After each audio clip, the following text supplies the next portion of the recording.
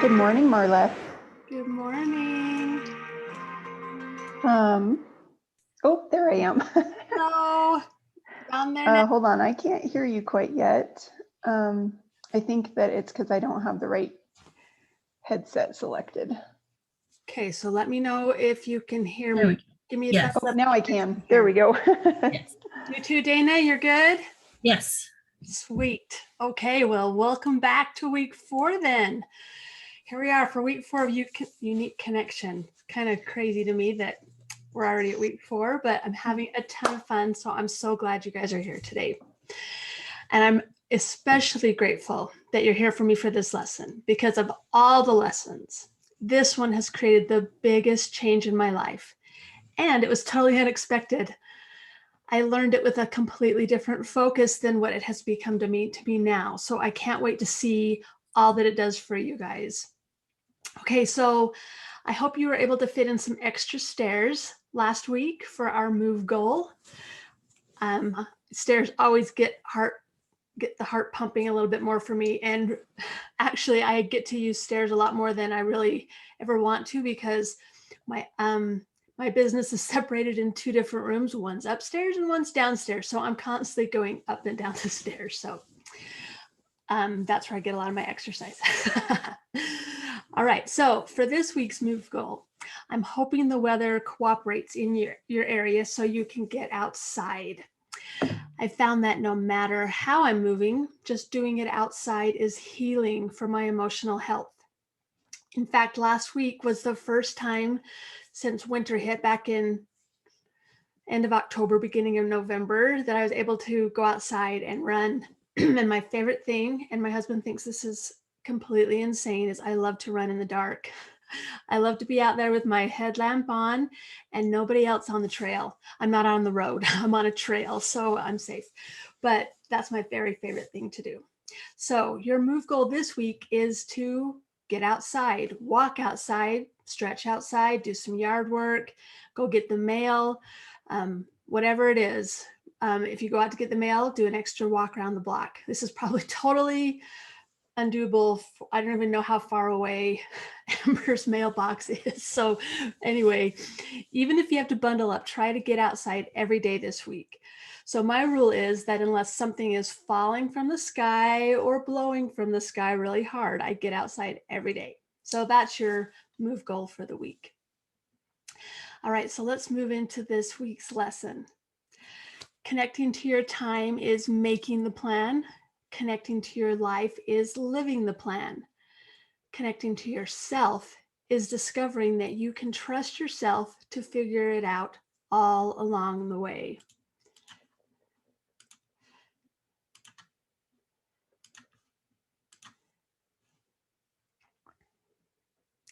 So we'll be focusing on the past is behind, learn from it today, from our motto. So you know your destination, you've created your map and chosen the smaller details of how you want to get where you're going and how you'll document the memories that you make. Today, we'll discover the invaluable tool you use all the time on your journey, but don't even think about it while you're doing it, and that's looking in the rear view mirror. Usually, the rear view mirror is used for quick backward glances. If it wasn't there, you'd really notice how much you use it. If you've ever driven an old-fashioned car and they don't have one, you realize how much you use that rear view mirror. We have a 57 Chevy, and you notice all the things that are missing when you drive an old car like that. But it helps you to feel secure in your journey when you use that rear view mirror. Connecting to yourself by journaling does the exact same thing. Gotta grab a drink, my throat's all froggy.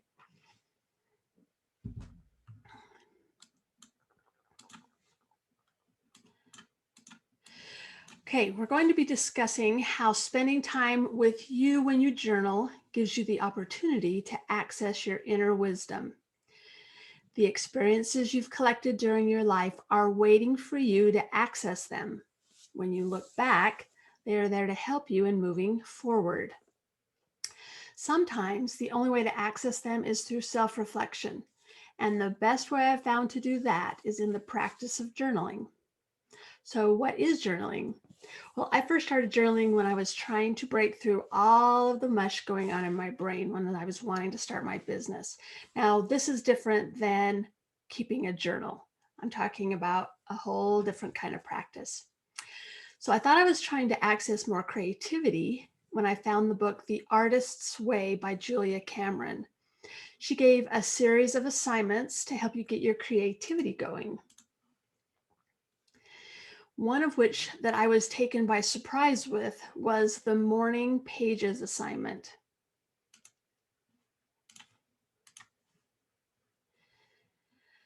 So I found that journaling was about so much more than creativity. So in Julia Cameron's definition of what journaling is, I'm going to read you directly from her book. So these are her words. So she said, "What are morning pages? Put simply, the morning pages are 3 pages of long handwriting, strictly stream of consciousness.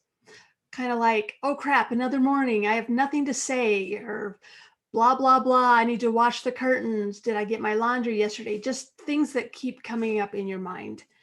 Now, they might also more ingloriously be called brain drain, since that's one of their main functions.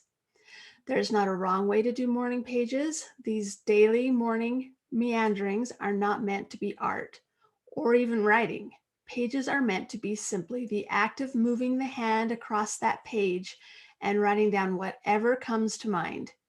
Nothing is too pretty, too silly, too stupid, or too weird to be included.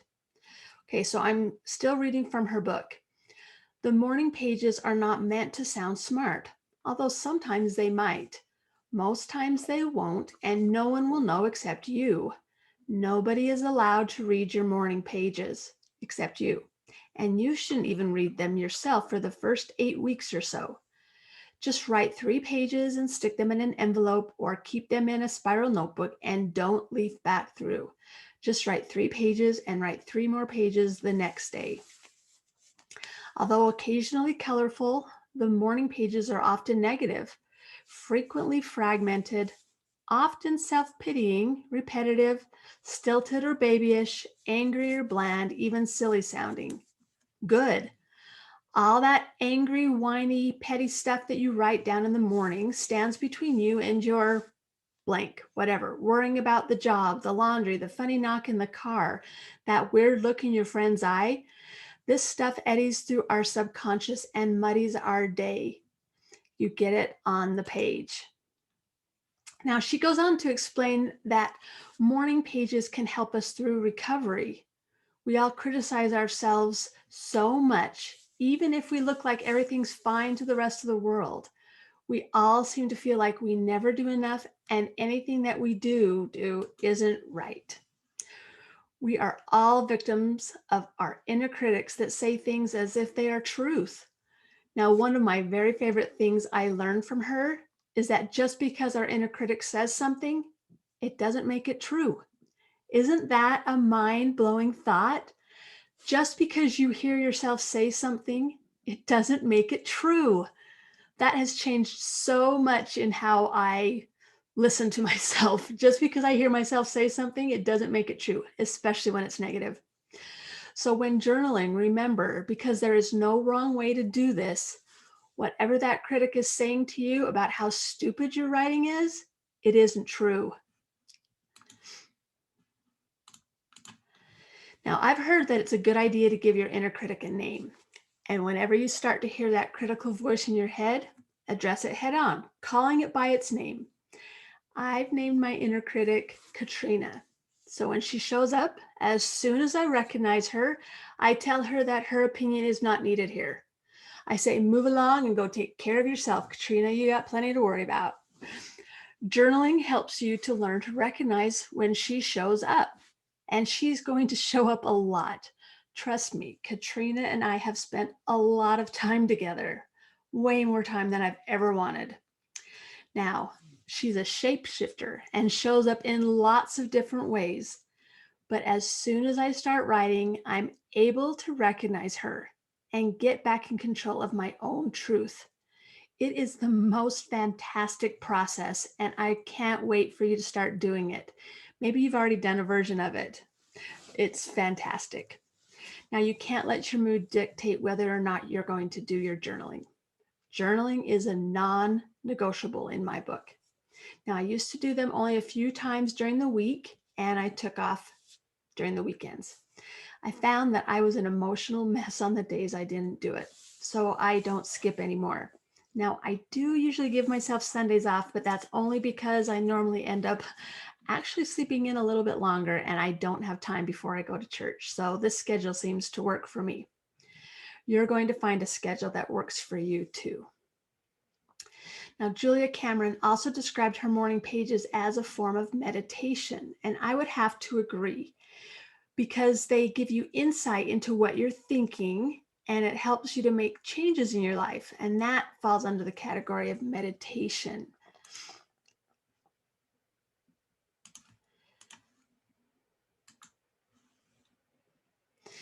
Journaling also brings your focus inward. It also lowers stress levels. It helps us find our place in the universe. We discover our own identity, and it gives you a stronger sense of self. I'm not kidding when I say I have a strong belief in the power of morning pages. The things I'm telling you are the things that I have found true when I have started journaling. Doing the morning pages could be a promise that you make to yourself. You know, I'm a big proponent of this. It's a commitment you keep to improve your self-confidence. Just define how often and when you're going to do it. You're not only going to gain mental clarity for your life and what you're going through, you'll also increase your self-esteem by making and keeping commitments to yourself. There's absolutely nothing you can do that will increase integrity faster than learning how to make and keep commitments to yourself. Now, this is from The Speed of Trust, which is a book that was written by, I've been quoting Stephen Covey from his 7 Habits book. This is actually his son. And his book is not as, I wouldn't put it up there with the older Dr. Covey's, but there were some really good gems. And this is one of it.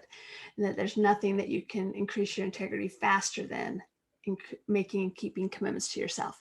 I'm pretty sure he learned that from his dad. So I do my morning pages in a cheap notebook. Now, I'm not kidding when I say cheap.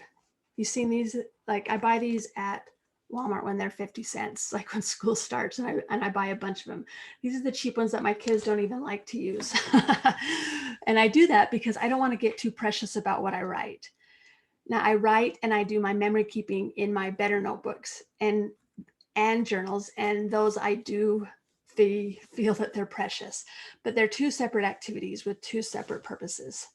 Now, I do use a pen that I really enjoy writing with.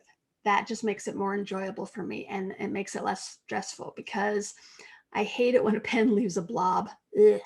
And if I don't want to get frustrated about the pen as I'm writing, instead of the more important issues I want to write about, I don't want to sit there and write about how bad I hate the pen. And I have caught myself doing that. So I just make sure I'm using one that works great. Now, if you feel the same about the paper you write on, you might want to choose a notebook that meets that criteria. I was going to show you a few of my favorite pens. This is my number 1. It's a Pilot G2 and it's the .38. I used to use the first I started with the .7 and I liked that because it was really smooth. And then okay, I'm getting my pen geek on here. And then I switched to the .5 because I thought I really liked the thinner line. And now I found out there's a .38 and I have it in 3 colors because I love this pen. Now, I also really love fountain pens. The only thing I don't like about fountain pens is that you have to refill them, but in a way that channels my inner writer too, I think, because then I have to like get my ink out and fill my pen. And so that's kind of fun too, but it makes it a little bit harder when I'm journaling. It breaks the cycle of doing it. So I need to either make sure my fountain pens are full at the beginning, or I just use this. But those are my favorite pens. Now, I asked you guys to bring one of yours. Did anybody do that, or am I the only pen geek here? Okay. All right. Do you guys want to tell us why? Because I would love to know about a new pen. If you want to go first. Okay, Amber, you unmuted. You go first. So mine, I found these at Walmart, and now I've been buying them in bulk on Amazon.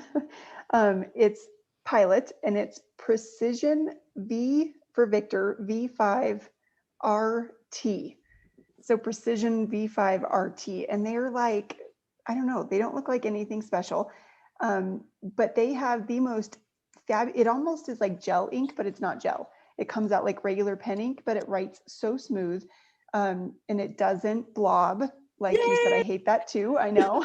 But they're like, they almost give you the feeling of gel, but they're not a gel pen, it's an ink pen. So I love blue, and so I've been ordering them in bulk off of Amazon in blue, and it seems like every time I find a good pen, I find it once and then you don't find it again, which like bothers me so bad. So now I've been ordering these in bulk in Amazon, so in case I can't find them, I have like 50 backups at my office. My girl. Okay, one question about it. So the gel, when it's gel, it doesn't dry as fast as a regular ink. Is that why you like it, that regular ink, better than gel, or what's your reason for that? You know, I just like how the regular ink writes more than gel. And so that's usually why I prefer ink. I do have some that are gel, but I tend to gravitate towards the ink just because I like the way they write better. Okay, awesome. Okay, I'm going to look for those. I will try one out first before I buy in bulk, but my bulk drawer is pretty full with my colors. You can buy them like in a pack of 2 at Walmart and then give them a try. I'm going to do that. Okay, awesome. Thanks, Amber. Okay, Dana, your turn. Okay, Amber, I love those pens, and I need mine. I'll show you mine in a minute, but I have to comment because last year I loved all of their bright colors, and so I used that pen in every bright color I could find. And this year, and I love them too because they don't blob, they don't smear, and they're just, I love them. But this year I use Zebra's Sarasa. They're in vintage colors and they're all muted. And so I don't have one pen. I have the set of the vintage colors, and it's a 0.5. And I love these colors this year. It's so funny because I still have all my other bright colors, but I don't use them as much now. I use these muted colors, and they write good. They don't blob, but see all these funky colors they have. And I love them. They even have like brown, which you never have brown ink. No. So, and the yellow is is a mustard yellow. And so it's just really, I just love them. I love the way they write, and I love the colors because I can't choose just one color. Every day is going to be like, what color do I feel like? Because blue just would not do. So, but these, totally. I love them, and they're called Sarasas, and they write on everything. I just love them. How do you spell Sarasas?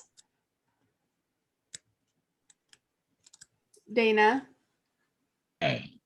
Sorry, you totally cut out. I didn't catch any of that. Will you spell for me again? I was going to see if you can, Sarasa. Okay. And that's by Zebra? By Zebra. And I get them on Amazon. And this is the vintage collection.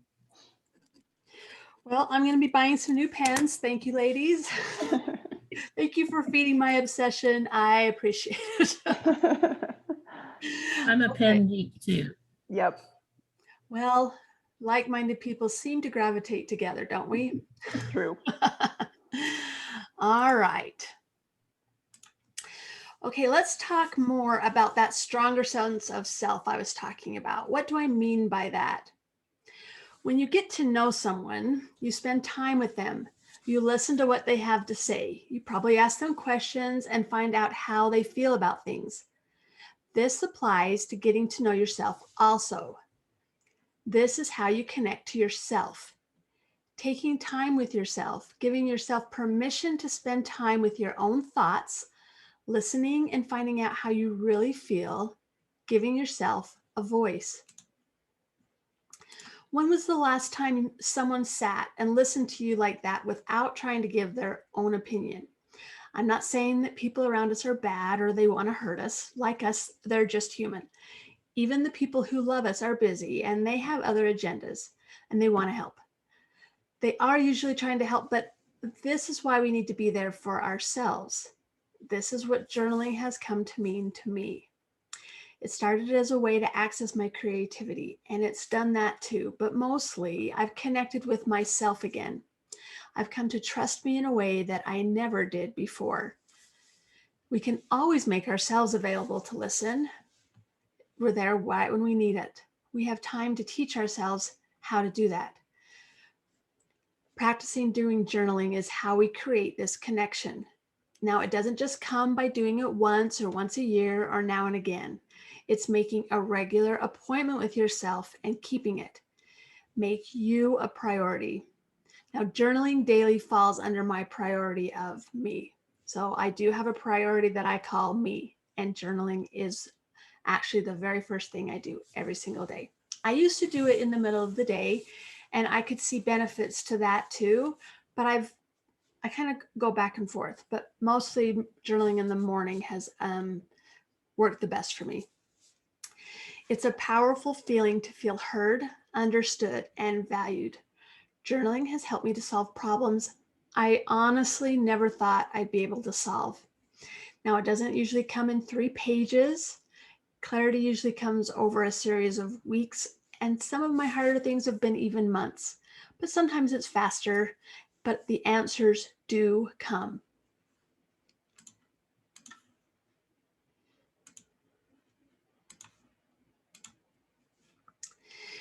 Now, my great uncles built this little hutch on the left here for my mom when she was a little girl.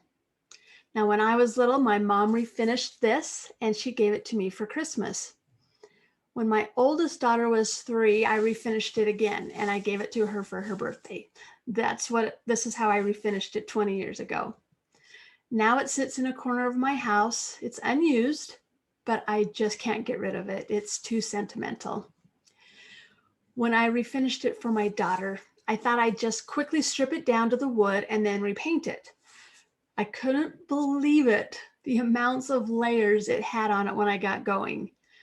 I had no idea that it had been repainted as many times as it had. It was like a treasure hunt, seeing what the next layer was.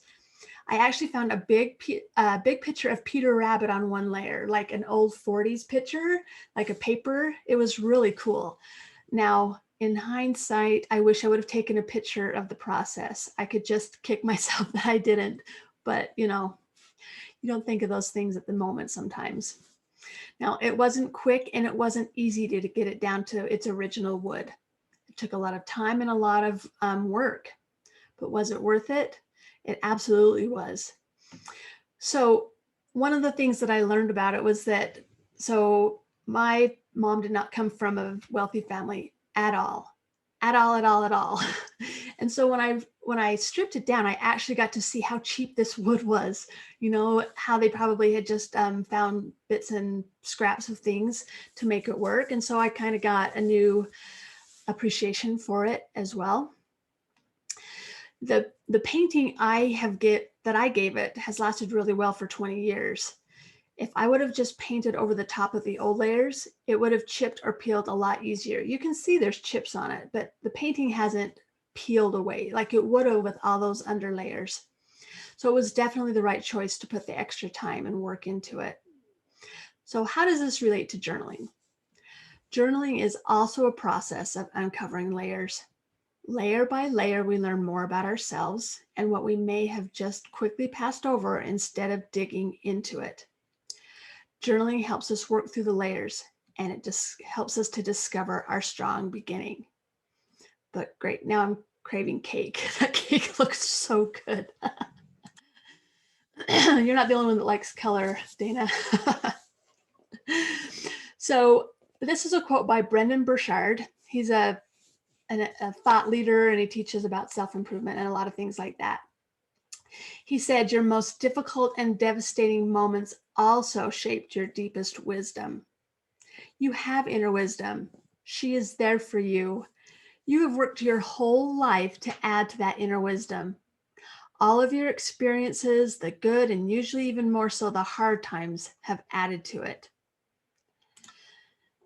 Just realized my picture is right there in front of the words. Can you guys see that? Okay, right in front of his quote. Okay, so sometimes it doesn't know when it's going to be needed again. So it sits back. I'm talking about your inner wisdom. It sits back and it waits for the time it's called upon. The answers are within you. You just need to bring them out again. Negative thoughts keep you stuck. Journaling helps you to work through those negative thoughts in a stress-free conversation with the one who knows you best, you. That was a big change for me when I started realizing that nobody knows me better than me. So why aren't I asking for her help? So writing stops this ruminating. Helps you to not ruminate about all the negative. You write about it instead. When thoughts are spiraling in your mind, and that happens to me a lot, your mind can take that thought and spin it into something huge, like unbelievably into something bigger and bigger. You get more upset and emotions start taking over. Remember, whatever you focus on grows. You turn it into something bigger and more elaborate than it really is. But when I sit down and take those same thoughts and start writing what I'm thinking, something completely different happens. When I first start writing, I might be on my own bandwagon, like, I'm tired of feeling like this, and how come things are always going wrong? And then my loving and caring self shows up and it starts to take care of me.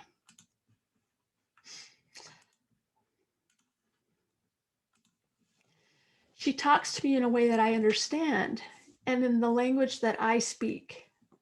She talks to me gently and kindly and knows exactly what to say to help me feel better and to see a better way. There have been so many things that have happened to me that have just been heartbreaking. But through the process of journaling, my loving and caring self has been able to take care of me and make it so that I'm not being swallowed up in it. I've been able to strengthen myself. Now, sometimes she shows up to kick me in the butt too, and she always knows which approach to take and what will work best. My emotional health has improved to where I trust me so much more because I've seen that it works. Now, does this happen with the first 5 minutes of writing? Of course not. I have to uncover the layers of stuff that I have buried my true thoughts under. So that's why I keep going. It never shows up in the first 5 minutes. It's the things that I've buried. Those are the things that I've created to protect myself. And we all do it. Layer upon layer of protective thoughts we think are doing us good. Well, what they're really doing is keeping us stuck.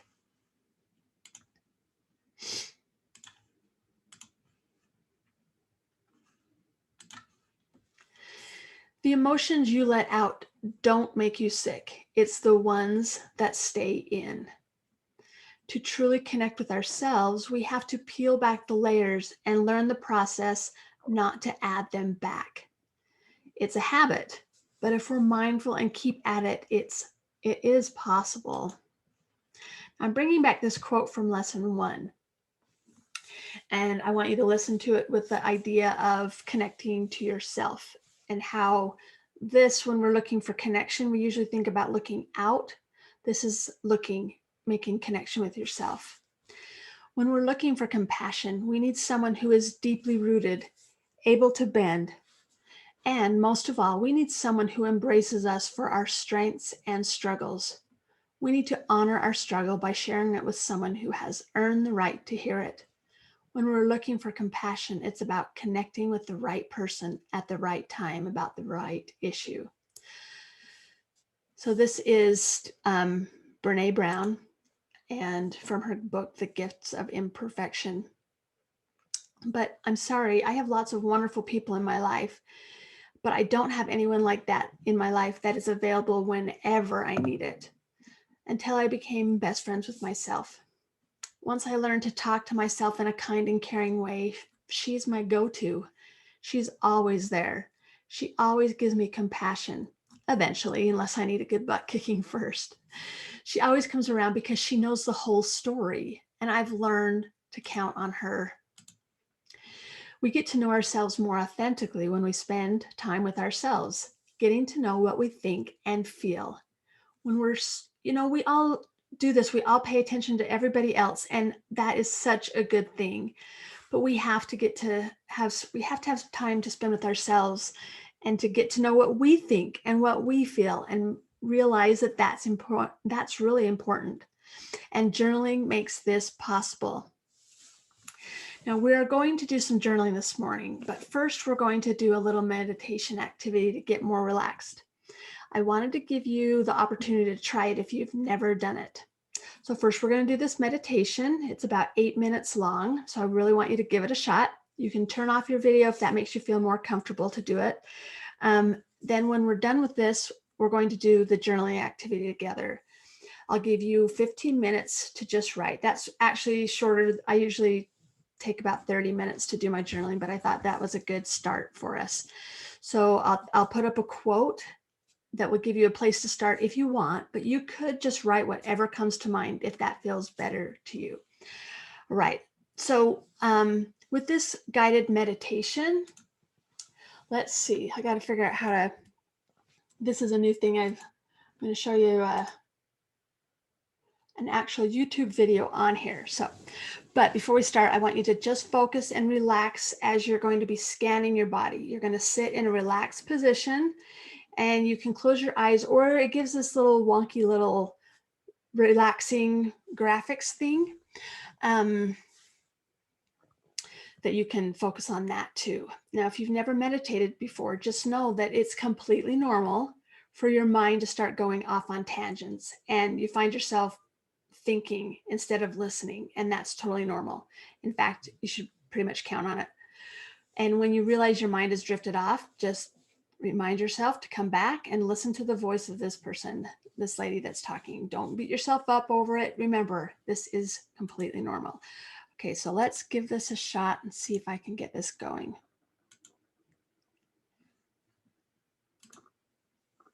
There's no need to judge or Let's see. The purpose of body scan is to simply check in to see what's going on in your body with open curiosity. There's no need to judge or try to change anything. We're just bringing attention to each part of our body in sequence, noticing how each part is connected to the next. Start by bringing your attention to the general position of your body. Are you sitting up straight with your feet flat on the ground and your hands on your knees? Or maybe you're lying on your back with arms resting by your sides. Notice the relationship of your body to the space around you. Notice where you are, the time of day. Notice if you have any tension or tightness in your body.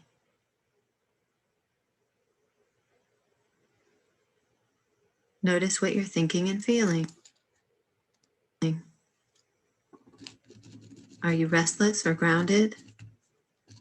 Agitated or calm? Just notice what's going on without judging or trying to change anything.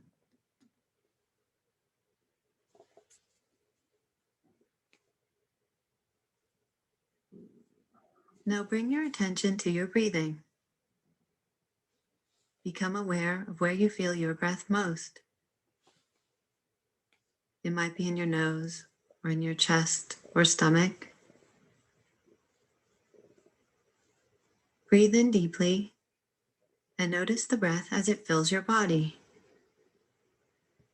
Breathe out and notice the breath as it goes out.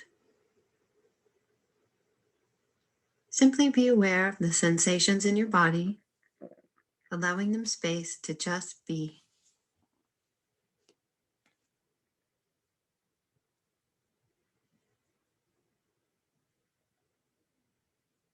Now, Bring your attention to the top of your head, then to the back and sides of your head, and down to your ears. Bring your attention to your face, your forehead and eyebrows, your eyes, cheeks, mouth, and jaw. Whatever is experienced, just allow it and let it be.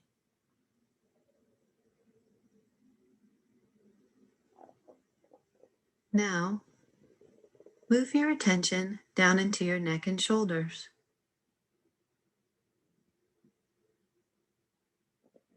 Just noticing how your neck and shoulders feel with a sense of curiosity.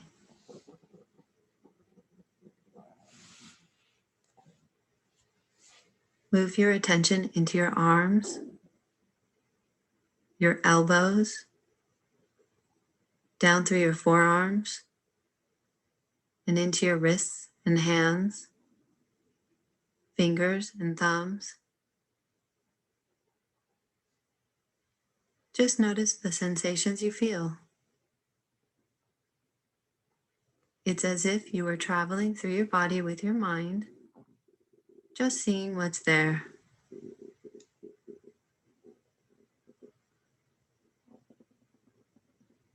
Now move your attention to your torso and your chest and upper back. Notice your heartbeat and the sensation of breathing.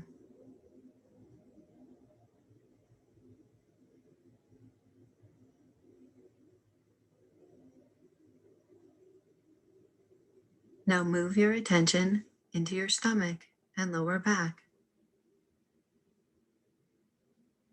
Your stomach is the home of digestion, and for many of us, a place where we hold many emotions.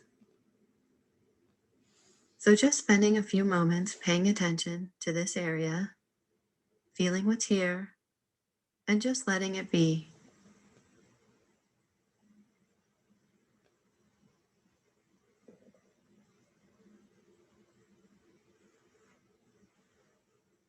We don't need to do anything. We are just noticing the sensations in our stomach and lower back and letting them be.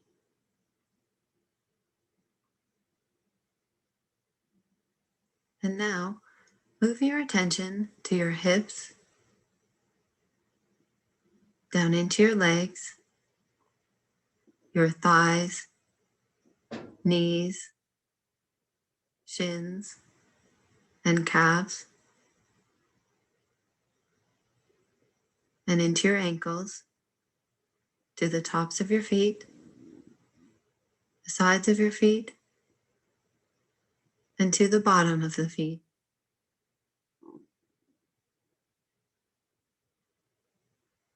And finally, feel how each part of your body is connected. Feel your foot connected to your ankle connected to your knees and legs, your legs connected to your hips, to your stomach and lower back, connected to your torso, chest, upper back, shoulders, and arms. Your arms connected to your shoulders and your neck connected to your head. Feel the skin around your whole body. Notice the sensations on your skin, the temperature and texture. Become aware of your whole body in this moment.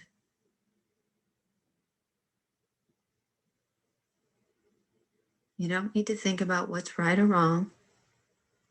Just relax in a sense of physical wholeness.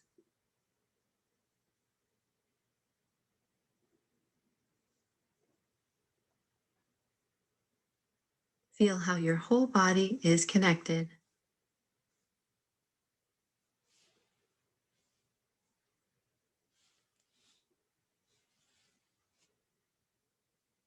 And now let your attention rest on your breath. Breathing in and breathing out, feeling your body expand and contract with each inhale and exhale.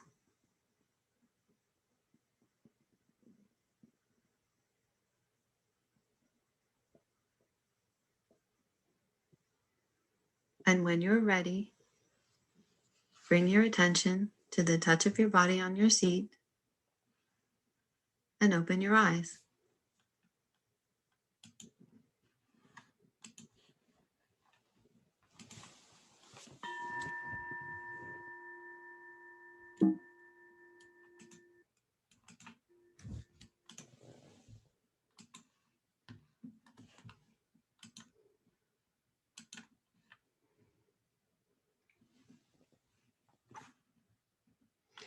Okay, here's the journaling prompt. You can use it to get started or just write whatever comes to mind. I'm going to give you 15 minutes and we can do this all together. Okay, go ahead and get started.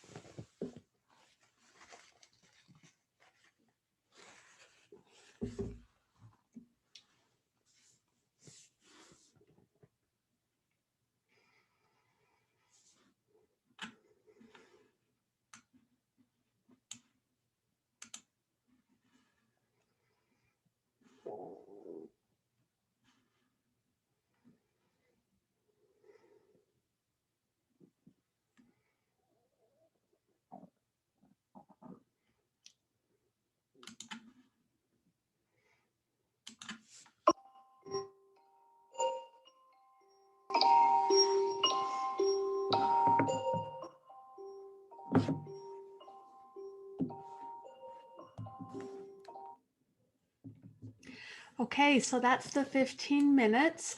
I wrote about a page and a half, which is about what I usually get. I usually get 3 pages in 15 minutes. I hope you enjoyed both of those activities. If this was your first time journaling, it may not have been groundbreaking for you, but don't let that stop you from trying again and again. It's the repetition that you'll find more of the benefits. All right, so did anyone have any questions that they wanted to ask before I give you the homework for the week that I can answer? Okay. All right, we'll be thinking as you do some of this stuff, to do the journaling and the homework, and we'll have our Q&A on Wednesday. All right, so number 1 is our move goal, and that's to get outside every day this week. Number 2 is I want you to, I wrote to design a journaling practice. What I mean for that is to choose a time that you're going to do it every day, and choose. So you're going to choose a time to do it. You're going to choose the place you're going to do it, and then find a time when you can be alone and uninterrupted for about 30 minutes. So turn off your phone or any other distraction. So that's what I mean by design a journaling practice. Actually decide exactly how you're going to do it. And then number 3 is to journal at least 3 times this week. Now, ideally, do it every day so you can really get a good feel for it and then see what you think about it after that. But please fit it in at least 2 times before our Q&A on Wednesday so you can have a bit of experience for when we talk. So I will see you on Wednesday night at 6 o'clock Mountain Daylight Time for our Q&A. I hope you've journaled every day or at least twice between now and then so we can have a great discussion about it. So thank you so much for being here, and I will see you on Wednesday. Have a Thanks, great Marla. few days. Thanks, you guys.